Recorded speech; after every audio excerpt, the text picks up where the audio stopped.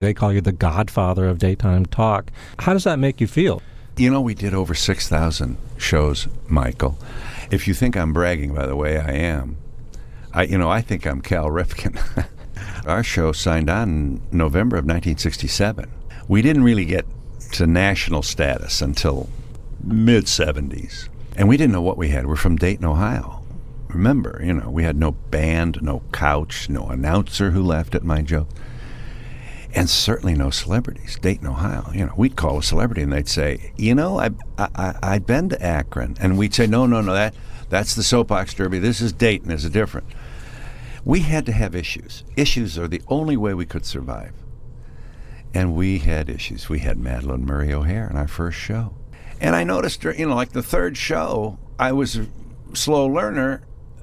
The questions coming from the audience during the commercials were fabulous. And so I think it was the fourth day I jumped out of the seat and ran around the audience, and there would have been no Donahue show without the audience. But we brought this very radical idea to the daytime talk show called democracy. We allowed people who own the airwaves anyway to actually use them. We're very proud of that. And what I liked is that in addition to all of the issues, you weren't afraid to have some light shows. You had the transvestite fashion show, in which you dressed in the dress. Yes, I did. Who can forget that?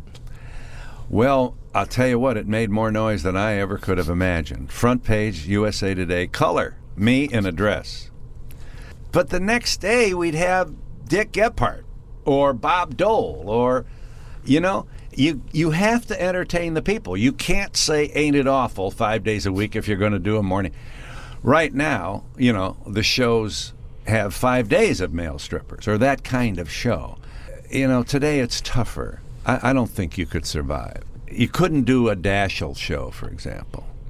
You're just not going to watch it. But we could. We did it because we had such a huge audience from yesterday's male strippers.